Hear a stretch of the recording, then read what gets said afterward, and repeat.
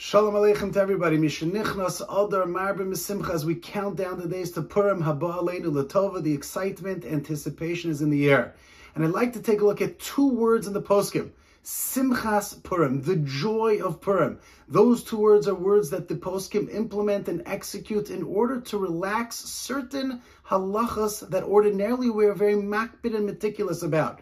And the joy of Purim, Simchas Purim, is unique and different than any other day, any other yantif, and any other situation that we ever find ourselves in. So much so that certain transgressions and lavim that ordinarily we are very cautious about are relaxed on Purim Day. And let's take a look at four specific examples where in Halacha Mechaber the Rama and Gedolei HaPoskim teach us that because of these two words, Simchas Purim, the joy of Purim, we're able to be lenient about certain areas of Halacha. The first, of course, is the Gemara Maseches Megillah. In the first parak teaches us Chayav inish lebisume bepuraya ad lo yada ben arahaman lebarach Mordechai, that a person is supposed to be inebriated, a person is supposed to drink and get drunk. Chayav inish, it's a requirement and it's an obligation up until the point ad lo yada ben arahaman lebarach Mordechai. You should be so drunk that you don't know the difference between Haman and Mordechai. And of course, this is a serious question that allows us to wonder,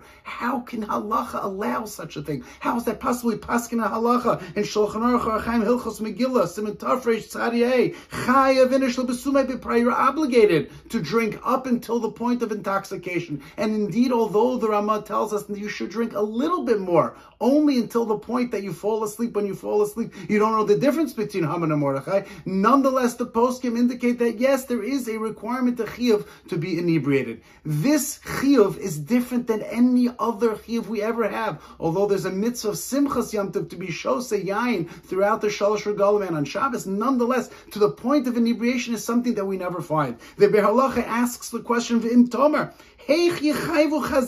how did the rabbis allow this and permit this inebriation? When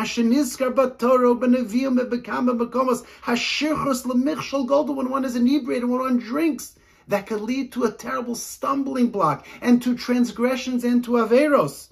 And how is that permitted? And says the Be'er Halacha that the only reason is mipnei shekol hanisim, all of the miracles of Purim happened through drinking. The downfall of Vashti, the rise in power to Esther, Haman and Achashverosh, the parties that took place, all took place through shtias yayin, and therefore that's what we do as well. So we see that there is a chiyuv to drink on Purim because of the fact that the miracles of the day took place through shtias yayin. The Be'er Halacha, the Chavetz Chaim, tells us that the Meiri himself, although he says that there is a chiyuv, however, mikol makom ein anu mitzuvim lishtaker ulehafchis atzmeinu mitoch hasimcha. A person shouldn't become inebriated and drunk to the extent that you're going to lose oneself and not fulfill the mitzvahs of a day, as the Chai Adam says as well, because the true simcha is to be misameach be'HaKadosh Baruch Hu. But nonetheless, this chiyuv still exists. So much so that in the Sefer Emek Bracha, Rabbi Yelei Pomeranchik, a Talmud of the Brisker Rav, writes that Rabbi Yisrael Salanter held that one needs to be inebriated throughout the course of the day. It's not just a tour at the moment that one has become drunk, that you no longer have to be drunk, but ad kidei kach, throughout the course of the day. So much so that the Aryeh Pomeranchik is medayik this in the language of the Rambam, that the Rambam rhymes v'shosei yayin. You should drink wine as opposed to sheyochal basar, that you should just eat meat. V'shosem yayin means that you're drinking wine throughout the course of the day. So therefore, number one, we see that Simchas Purim, the joy, the happiness, the excitement, the gladness of the day, puts one into a circumstance where one is drinking yayin and wine more so than we do throughout the course of the year. And therefore we see exception number one on Yom HaPurim, as opposed to throughout the year where we limit our alcoholic intake. On Purim, that's not the case. Number two, the Ramah says in two places, in Siman Tafresh Tzadi Hey and then Siman Tafresh Tzadi Vav,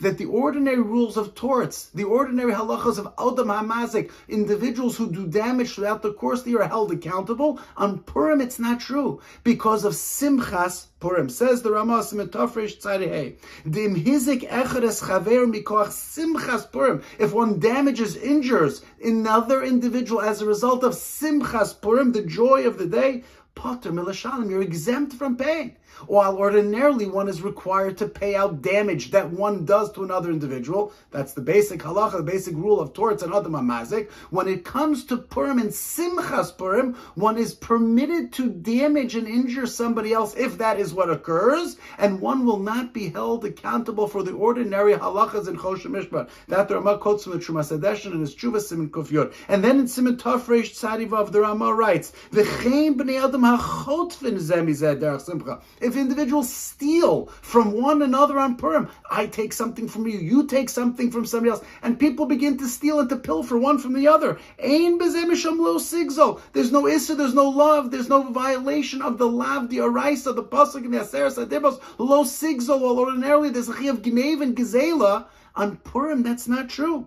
V'nohagu kach, says the Rama. That became the common custom. People stole from one another. Ubilvad shelo yasu davar shelo kehogen al pi tov here, except for the case where the bezdin, where the rabbin of the city says that this is not something that can be done. This is based upon a tshuva of the Marimintz, and therefore again we see a second area in halacha where rules and halachas and minhagim are relaxed on Purim due to Simchas Purim. Not only the chiyuv lebisume b'Purim, to become inebriated and to drink on Purim, which we don't allow throughout the course of the year, but the lav of lo sigzo, lo signum, not to steal, not to take, not to pilfer from somebody else, when it comes to Purim is permitted because Simchas Purim, the joy of the day. And indeed, although many poskim frown upon this, including the Aruch HaShulchan, who says that this is only true in the days of the Ramah, we don't have this level of simcha today, says the Aruch HaShulchan, Bavonoseinu harabim orva kol simcha. Today we don't know how to celebrate properly. Ve'ein anu nogim l'smach kol kach ad sheyavo lahazik.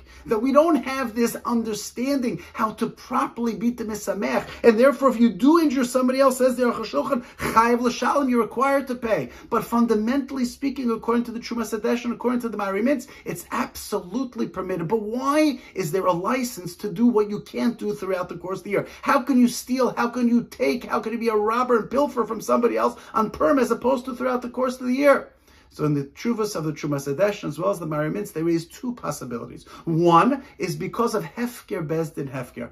On the day of Purim, Bezdin relaxes its ordinary rules and halachas, and Yeshiva's Bezdin tells us that today is a day where you could do things that you could ordinarily not do. Afkin Rabbana, the rabbis say, today you're allowed to do something different. You can make a T'nai Shabbat. Bezdin can say, today this rule doesn't apply. That's one possibility. A second possibility is there's a form of mechila.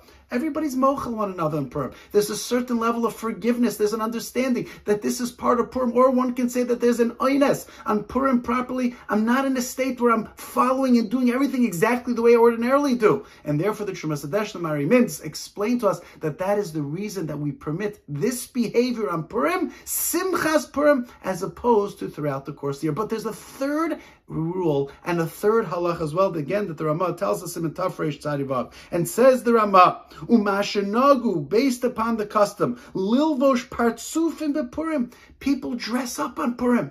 We put our best clothes on, our costumes on. V'gever lovesh simlas isha, v'isha kligever. There's cross-dressing that takes place on Purim. Men will dress up like women. Women will dress up like men.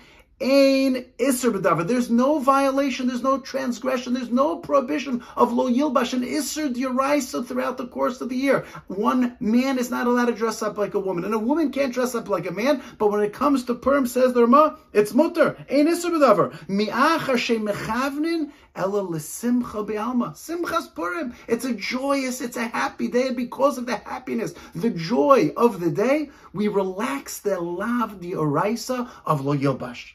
V'chein b'levishas kilayim d'Rabbanan, one is also permitted to wear kilayim, a mixture of a rabbinic mixture. And again, the Ramah says, because of the fact of Simchas Purim. However, the Ramah concludes v'yesham and the aser. There are those who posit that it's also to wear kilayim d'Rabbanan. There are those who posit that it's prohibited to dress up and to cross-dress. A man like a woman like a man. Aval haminag Kisvara Rishona, the common custom is that you are permitted, you are allowed to cross-dress, you are allowed to wear kilayim d'Rabbanan. And again, we see for a third time in Hilchos Purim, we relax Isurim D'Oraisa. One is inebriated, one drinks, which we don't do throughout the year. One is able to damage and to steal, which is not something that we permit throughout the year. Lo Signov, Lo Sigzol is relaxed. And third, we now say that the lav of Lo Yilbash, the lav of kilayim d'Rabbanan, is permitted on Purim as well, and explains the Rambam because of Simchas Purim. Here again, the Mishnah Berurah, the Bach, as well as the Taz, along with the Aruch HaShulchan, say the same thing, that today we don't have the ability to be Mesameach so much, and there could be problems and confusion if we do indeed cross-dress, and we do allow Kilayim d'Rabbanan. But nonetheless, the poskim, and many poskim, posit like the position of the Ramah, that we do allow cross-dressing, we do allow Kilayim d'Rabbanan, and of course, fundamentally, we need to try to understand what is the basis and the reason for this very blanket kulas that are taking place in the day. Yes, it's true that yayin is permitted, and we do become inebriated and drunk and Purim because all the mitzvos of the day and all of the simcha and the nisim of the day occur through yayin. It's true we allow stealing, and it's true we allow pilfering, and it's true that we allow adam hamazik, which we don't allow throughout the course of the year because of simchas Purim. It's true we allow kilayim d'Rabbanan, and it's true we allow crossing because of simchas Purim. But what is the basis, and why do we allow this all together? But first, we have to understand that there's a fourth exception to the rule, and that's what the Mechaber says in Shulchan Aruch Orach Chaim, Hilchos Megillah Siman Tafresh Tzadi Vav, 4 words. Mutter Lisa Isha B'Purim. One is permitted to marry on Purim. Throughout the course of the year, on Shabbos and on Yontav and Chol Moed, it's prohibited to get married. On any other Yontav and Shabbos throughout the course of the year, Ein Ma'arvin Simcha V'Simcha V'Samachta B'Chagecha V'Lo B'Ishtecha. The Gemara tells us that we have to focus on the Simchas Hayom, the Simcha of the day. And therefore, you can't marry on Shabbos and on Yontav and on Chol Moed, not on Sukkot, not on Pesach, not on Shavuos. However, what happened? All of a sudden, the Mechaber tells us that you're permitted to marry on Purim, and the Ramah explains in Darkei Moshe, Siman Tafresh Tzadi Vav, because Simchas Purim, as opposed to the Yomim Tovim, where the focus must be on L'smoach b'Hashem, L'smoach b'Chagecha v'lo b'Ishtecha, and therefore you can't be married and get married on Yontav. You can't get married on Shabbos. You can't get married on Chol Moed. But here that rule is relaxed again. One is permitted to get married on Purim. 4 exceptions, 4 significant differences to the way that we behave throughout the course of the year. Number 1, inebriation. Number 2, Adam Hamazik, damages. Number 3, cross-dressing. Number 4, marriage on Purim. All of these are permitted. How do we understand this? If you take a look in Hilchos Chanukah, in the first Siman in Hilchos Chanukah, Siman Tafresh Ayin, there the Levush, the Bach, the Taz explain to us the uniqueness of Purim as opposed to Chanukah. Chanukah is a day where we celebrate spiritually. We light the menorah, and we focus on the incredible miracle that HaKadosh Baruch Hu allowed the rededication of the Avodah in the Mikdash. However, Purim is different, says the Bach, says the Levush, says the Taz, each in their own way. If you look back in the Megillah, what did Haman want to do? Bikesh laharog ula abed es kol hayudi minar v'adzokin taf v'noshim ushlolam lavos. Haman's whole focus and whole purpose was death and destruction of the physical body. The Jews were to be filled with death and destruction, and never would the Jewish nation ever again come back. And therefore, as a result of the salvation, Yeshua of the Purim, that we were able to be alive and we were not killed, we were not murdered, we celebrate the body, we celebrate the guf, we celebrate the salvation in Olam Hazeh. In the language of the Taz, Orach Chaim, and Siman Tafresh Ayin, the Bepurim Haya Hanes Mifursam Lahatzalas Nafashos. Everybody knew the miracle was known to all because our souls, our bodies were saved. V'al zeh yesh simcha b'olam hazeh. We celebrate on Purim different than on Chanukah. We celebrate on Purim different than Sukkot, different than Pesach, different than Shavuos, different than Chanukah, because it was the salvation of the guf of the body. Haman wanted to kill us, to destroy us, to annihilate us, to kill us, that the Jews should no longer be, and our ancestors should have been demolished and destroyed. But because the miracle allowed the Jewish nation to continue and to be strong and stronger than ever, therefore Klal Yisrael celebrates physically. We eat and we drink. We have a Sudas Purim, and we give Mishloach Manos. We give Matanos Le'Evyonim. We drink more than we ordinarily do. We are hitting each other. We steal from each other. We cross-dress. We involve the guf, the body. Physical salvation allows the body to celebrate. And this is different than any other yontif that we have on the Jewish calendar. In the language of the Levush, says the Levush, the decree on Klal Yisrael on the days of Purim was to destroy the body. Therefore, that was a bitul mishte v'simcha. They wanted to destroy and to abolish all happiness and all joy.